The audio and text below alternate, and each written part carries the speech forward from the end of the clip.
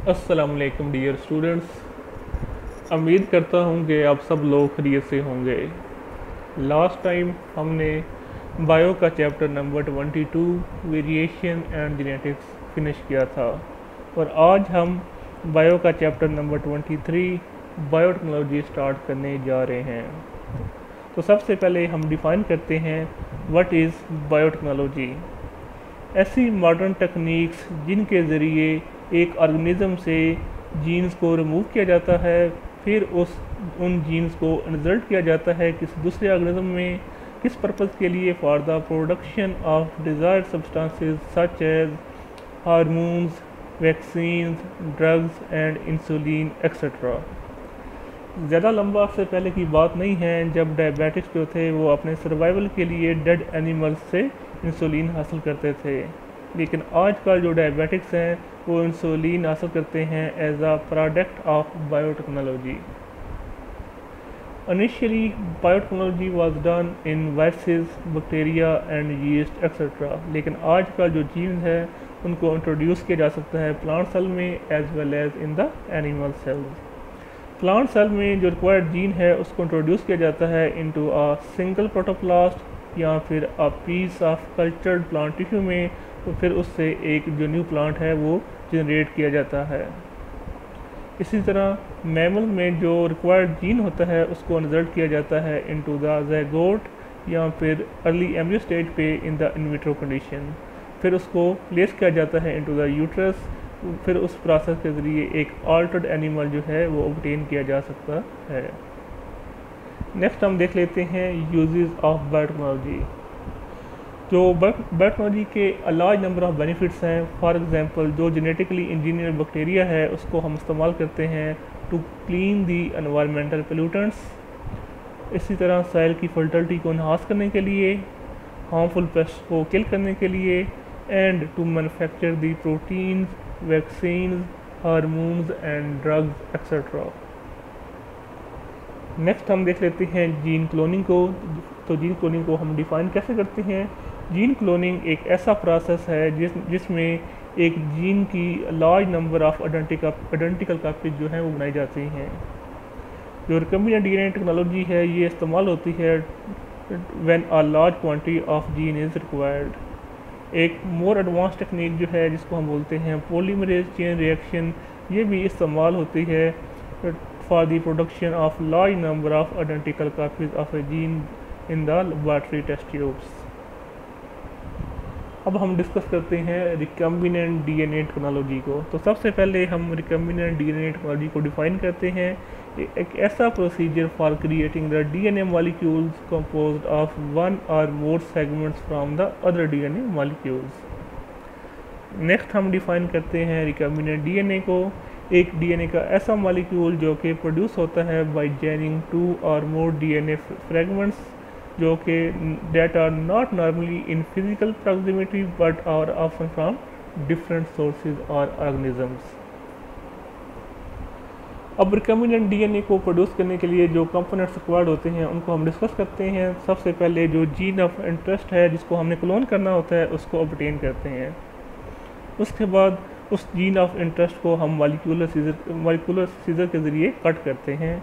फिर हम एक मॉलिक्यूलर कैरियर या वेक्टर लेते हैं जिसमें जो जीन ऑफ इंटरेस्ट है उसको प्लेस करते हैं।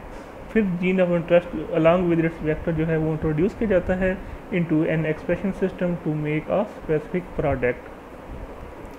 4 स्टेप्स हैं। सबसे पहले जो डिज़ायर्ड जीन ऑफ इंटरेस्ट है उसको हम आइडेंटिफाई करते हैं, उसको फिर रिस्ट्रिक्शन एंजाइम के ज़रिए कट करते हैं। उस जीन ऑफ इंटरेस्ट को फिर हम किसी वेक्टर में प्लेस करते हैं। फिर जीन ऑफ इंटरेस्ट जो है अलॉन्ग विद इट्स वेक्टर जो है उसको इंट्रोड्यूस किया जाता है into the expression system to make a specific product. तो फर्स्ट स्टेप है वो how to get a gene. Gene of interest को हासिल करने के लिए जो 3 पॉसिबल वेज हैं वो ये हैं। Isolation from the chromosomes.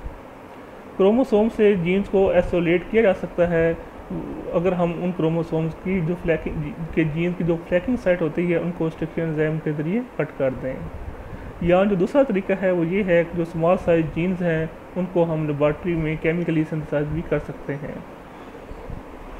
और जो थर्ड वे है वो है रिवर्स ट्रांसक्रिप्शन।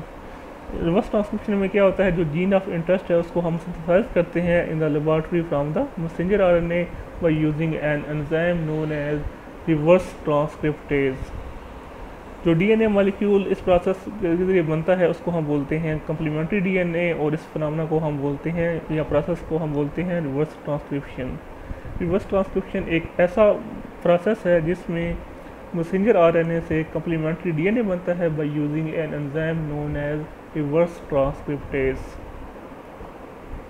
नेक्स्ट जो स्टेप है वो है मॉलिक्यूलर सीजर, जिनको हम बोलते हैं रिस्ट्रिक्शन एंजाइम्स और रिस्ट्रिक्शन एंडोन्यूक्लियेजेस। सबसे पहले हम रिस्ट्रिक्शन एंजाइम्स को डिफाइन करते हैं। Restriction enzymes are the nucleases which cleave the double stranded DNA where the DNA molecule contain a particular short sequence of nucleotide known as restriction site. अब restriction sites को हम define करते हैं। The basic site eight which a restriction enzyme makes a cut is known as restriction site। ये जो restriction enzymes हैं ये जो हैं ज़्यादातर जो हैं बैक्टीरिया के अंदर नेचुरली प्रेजेंट होते हैं, और ये किस लिए प्रेजेंट होते हैं, ताकि वो वायरसेस के अगेंस्ट अपनी प्रोटेक्शन कर सकें। ऐसे एंजाइम जो हैं वो बैक्टीरिया क्रोमोसोम को नुकसान नहीं पहुंचाते, लेकिन जो वायरसेस की ग्रोथ है उसको रिस्ट्रिक्ट करते हैं। तो इसलिए हम इनको रिस्ट्रिक्शन एंजाइम्स कहते हैं, क्योंकि ये वायरसेस की ग्रोथ को रिस्ट्रिक्ट करते हैं। क्योंकि ये एंजाइम बैक्टीरिया के इनसाइड पाए जाते हैं, तो इसलिए हम इनको कहते हैं रिस्ट्रिक्शन एंडोन्यूक्लियेजेस। नेक्स्ट हम देखते हैं रिस्ट्रिक्शन एंजाइम्स की डिस्कवरी को। एक साइंटिस्ट है हैमिल्टन और स्मिथ, इसने 1970 में जॉन हॉपकिंस यूनिवर्सिटी में जो सबसे पहले जो रिस्ट्रिक्शन एंजाइम है उसको डिस्कवर किया था, और उसके बाद अब तक मोर देन 400 रिस्ट्रिक्शन एंजाइम जो हैं वो डिस्कवर हो चुके हैं, लेकिन उनमें से जस्ट 20 काइंड्स के जो रिस्ट्रिक्शन एंजाइम्स हैं वो इस्तेमाल हो रहे हैं in the recombinant DNA technology के अंदर। रिस्ट्रिक्शन एंजाइम्स हमेशा हम पैलिंड्रोम सीक्वेंस के ऊपर कट करते हैं। और पैलिंड्रोम सीक्वेंस क्या है? न्यूक्लिक एसिड में डीएनए का ऐसा सेगमेंट जिसमें जो सीक्वेंस ऑफ बेसिस होती हैं कम्प्लीमेंट्री स्ट्रैंड्स के ऊपर, वो सेम रीड की जाती हैं from the central point of symmetry. इस फिगर में हम देख रहे हैं, अगर हम देखेंगे तो सेंट्रल पॉइंट ऑफ सिमेट्री जो है 2 स्ट्रैंड में जो आपको दिखाया गया है वो है ANT। अगर उससे हम अपोजिट साइड पर रीड करें AG और दूसरे स्ट्रैंड को भी अपोजिट साइड से रीड करें तो वो सेम रीड किया जाता है। या हम इसको इस तरह भी डिफाइन करते हैं, one strand is identical to the other when read in opposite direction. Restriction enzyme जो हैं ये 2 टाइप्स के एंड्स प्रोड्यूस करते हैं, sticky ends as well as blunt end. अब स्टिकी एंड्स किसे कहते हैं? The single stranded end of DNA molecule produced by certain restriction enzyme capable of re-annealing with a complementary sequence in another such strand is called sticky end। EcoR1 जो कि restriction enzyme है ये एक sticky and produce करता है। अब next जो types के एंड प्रोड्यूस करते हैं रिस्ट्रिक्शन एंजाइम वो है blunt end of DNA molecules in which all the terminal bases are paired are called blunt ends. HIN2 जो एंजाइम है ये ब्लंट एंड जो है वो प्रोड्यूस करता है। इस फिगर में आप देख रहे हैं स्टिकी एंड्स भी as well as blunt end भी। आपकी फिगर की जो आप जो फिगर देख रहे हैं उसकी जो लेफ़्ट साइड पे आपको स्टिकी एंड नज़र आ रहे हैं। इस स्टिकी एंड में ये कैपेबिलिटी होती है कि वो किसी दूसरे डीएनए के जो एंड्स होते हैं उनके साथ रीअनील कर सकें। इसी तरह आप देख रहे हैं जो दूसरी फिगर जो राइट साइड पे देख रहे हैं जो कि HIN2 जो है वो ब्लंट एंड प्रोड्यूस करता है। इसमें आप देख रहे हैं कि जो तमाम की तमाम टर्मिनल बेसिस हैं वो आपस वो पेयर्ड हैं, जबकि स्टिकी एंड में वो उसकी जो टर्मिनल बेसिस हैं वो पेयर्ड नहीं है, बल्कि उनमें ये कैपेबिलिटी है कि वो दूसरे स्ट्रैंड की कम्प्लीमेंट्री सीक्वेंस के साथ दोबारा से रीअनील हो सके। नेक्स्ट जो स्टेप है वो है मॉलिक्यूलर कैरियर या फिर वेक्टर का। एक वेक्टर जो है वो प्लाज्मिड भी हो सकता है या फेट भी हो सकता है, जिसमें एक जीन ऑफ इंटरेस्ट जो है वो इंसर्ट किया जाता है for the introduction into the bacterial और other host cell for the gene cloning और स्टडी ऑफ जीन एक्सप्रेशन। इसको हम बोलते हैं वेक्टर या कैरियर। वेक्टर का काम ऐसा ही है जिस तरह एक गाड़ी का काम है, एक टैक्सी का काम है कि वो एक पर्सन को एक जगह से लेकर दूसरी जगह छोड़ आए।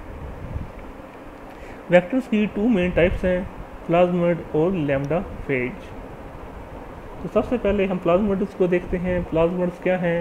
ये natural extra chromosomal circular DNA molecules हैं जिनमें एंटीबायोटिक रेजिस्टेंट जीन जो है वो प्रेजेंट होता है। प्लाज्मिड्स की एग्जांपल्स क्या हैं? PSC101, PBR332। जो PSC101 है इसमें टेट्रासाइक्लिन रेजिस्टेंट जीन जो है वो प्रेजेंट होता है, जबकि PBR332 में tetracycline as well as ampicillin resistant gene जो हैं वो प्रेजेंट हैं। दूसरा जो वेक्टर यूज़ हो सकता है जीन क्लोनिंग में वो है लैम्डा फेज का। लैम्डा फेज जो है ये भी यूज़ होता है एज अ वेक्टर। ऐसे फेज जिनके अंदर कम्युनल डीएनए होता है वो जब अटैच होते हैं टू द बैक्टीरियम और फिर वो बैक्टीरियम के साथ अटैच होते ही हैं तो जब वो अपना कम्युनल डीएनए उसमें रिलीज़ कर देते हैं। अब बैक्टीरिया के अंदर जब वैसे रिप्रोड्यूस करते हैं तो साथ साथ जो जीन होता है क्लोन जीन वो भी रिप्रोड्यूस होता है। तो इस तरह आपका जो इंटायर जीन ऑफ इंटरेस्ट है वो मल्टीप्लाई हो चुका होता है। अब हम देख लेते हैं procedure of recombinant DNA. Recombinant DNA produce करने के लिए हम प्लाज्मिड को एक खास रिस्ट्रिक्शन एंजाइम के लिए कट करते हैं। ये रिस्ट्रिक्शन एंजाइम वही होता है जिससे हमने जीन ऑफ इंटरेस्ट को कट किया होता है।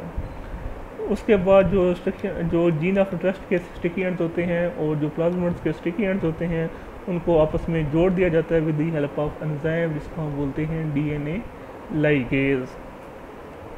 जब ये two different pieces of DNA, एक प्लाज्मिड का और एक जीन ऑफ इंटरेस्ट का, ये इकट्ठे कर दिए जाते हैं तो इसको या इकट्ठे जोड़ दिए जाते हैं तो उसको हम फिर क्या बोलते हैं? रिकम्बिनेंट डीएनए और काइमेरिक डीएनए। इस फिगर में हम देख रहे हैं कि टू टाइप्स के वेक्टर्स जो हैं वो दिखाए गए हैं, प्लाज्मिड भी और लैम्डा फेज भी। प्लाज्मिड जो है ये एक्स्ट्रा सर्कुलर डीएनए है। जब इनको स्पेसिफिक रिस्ट्रिक्शन एंजाइम के जरिए कट किया जाता है एट स्पेसिफिक साइट जिसको हम बोलते हैं रिस्ट्रिक्शन साइट। इसके साथ साथ जो जीन ऑफ इंटरेस्ट है उसको भी रिस्ट्रिक्शन एंजाइम के जरिए कट किया जाता है। फिर जो स्टिकी एंड्स होते हैं प्लाज्मिड के और जो स्टिकी एंड होते हैं जीन ऑफ इंटरेस्ट के वो आपस में डीएनए लाइगेज के जरिए जोड़ दिए जाते हैं जिसको हम बोलते हैं फिर रिकम्बिनेंट डीएनए। इसी तरह जो लैम्डा फेज है उसके जो डीएनए है वो भी उसको भी हम रिस्ट्रिक्शन एंजाइम के ज़रिए कट करते हैं। जब हम उसको कट कर देते हैं तो फिर हम जो जीन ऑफ इंटरेस्ट है उसमें इंसर्ट करते हैं with the help of DNA ligase. उस पे जो डीएनए उससे जो डीएनए प्रोड्यूस होता है उसको हम बोलते हैं रिकम्बिनेंट डीएनए। लास्ट में हम देख लेते हैं expression of a recombinant DNA. A clone can be a large number of molecules, clone genes, cells, clone bacteria or organisms that are identical to the original specimen। तो जो expression है वो plants में भी हो सकता है, हम करा सकते हैं, एनिमल्स में भी करा सकते हैं और बैक्टीरिया में भी करा सकते हैं। अगर तो बैक्टीरियल सेल्स को एक्सप्रेशन के लिए सबसे पहले बैक्टीरियल सेल्स को हम ट्रीट करते हैं with the help of calcium chloride के साथ। उस कैल्शियम क्लोराइड का फंक्शन क्या है? वो बैक्टीरिया की मेम्ब्रेन को मोर परमिएबल बना देता है जिसकी वजह से जो रिकम्बिनेंट डीएनए है वो उसके बैक्टीरिया के अंदर इंसर्ट हो जाता है। उसके बाद बैक्टीरिया सेल जो है वो रिप्रोड्यूस करता है और साथ साथ जो बैक्टीरिया क्लोन है वो भी रिप्रोड्यूस होता रहता है और इस तरह जो उसके में एक जो डिज़ायर्ड प्रोडक्ट होती है वो एक्सप्रेस हो जाती है। इस फिगर में पूरा मैकेनिज़्म आपको दिखाया गया है कि आप देख रहे हैं कि बैक्टीरियम से प्लाज्मिड को ऑब्टेन किया गया है, प्लाज्मिड को फिर रिस्ट्रिक्शन एंजाइम के ज़रिए कट किया गया है। इसी तरह ह्यूमन सेल से जो इंसुलिन का जीन है उसको भी रिस्ट्रिक्शन एंजाइम के ज़रिए कट करके आइसोलेट किया गया है। उसके बाद जो इंसुलिन का जीन ऑफ इंटरेस्ट है उसको प्लाज्मिड में इंसर्ट किया गया है with the help of DNA ligase. तो ये जो प्रोड्यूस है अब डीएनए का मॉलिक्यूल इसको हम बोलते हैं रिकम्बिनेंट डीएनए। और रिकम्बिनेंट डीएनए फिर उसको उसका अगर एक्सप्रेशन हमने कराना है बैक्टीरिया के अंदर तो बैक्टीरिया को पहले हम ट्रीट करते हैं with the help of sodium chloride ताकि वो ज़रा परमिएबल हो जाए और रिकम्बिनेंट डीएनए उसके अंदर इंसर्ट हो जाए। वो बैक्टीरिया जब रिप्रोड्यूस करेगा अपने आप को तो साथ साथ जो आपका जो डिज़ायर जीन है वो भी रिप्रोड्यूस होता रहेगा और इस तरह आपकी ढेर सारी कापीज़ जो हैं उस जो आइडेंटिकल कापीज़ हैं वो लार्ज अमाउंट में वो प्रोड्यूस हो चुकी होंगी।